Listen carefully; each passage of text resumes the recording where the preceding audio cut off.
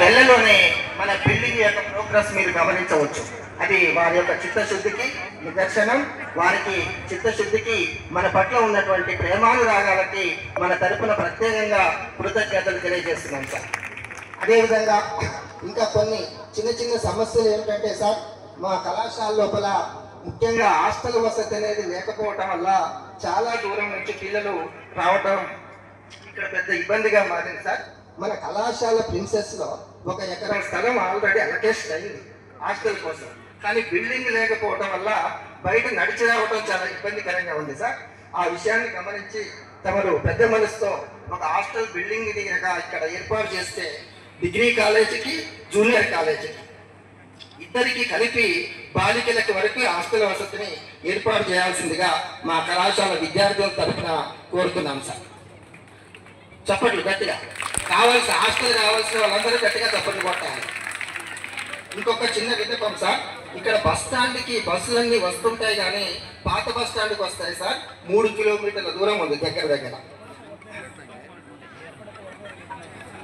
Sir. 3 కిలోమీటర్ల దూరం నుంచి చప్పట్లు గట్టిగా కొట్టాలి.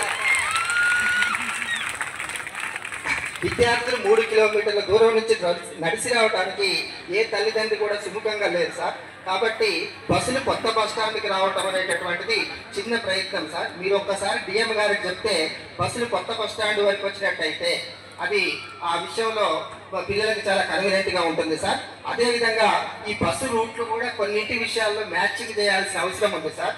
అది ఏంటంటే మఠంపల్లి నుంచి తర్వాత ఈ సూర్యాపేట నుంచి కోదాడు వెళ్ళే బస్సు వయా మునగాల గణపవరం కీతవారిగూడెం నుంచి ఒకటి ఇట్లా కొన్ని మ్యాచింగ్లు మేము డిఎం గారికి చెప్తాం సార్.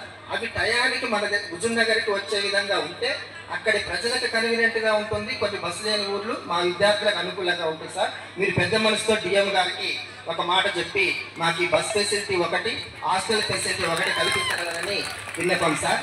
తర్వాత మా కాలేజ్ తరఫున లాస్ట్ సార్ ఒకటి ఏంటంటే మనకి 4 సంవత్సరాల క్రితం 2 అటెండర్లు రిటైర్ అయిన తర్వాత ఒక్క అటెండర్ కూడా లేకపోవడం వల్ల మా స్టాఫే బెల్ కొట్టుకోవాల్సిన పరిస్థితి ఉంది సార్.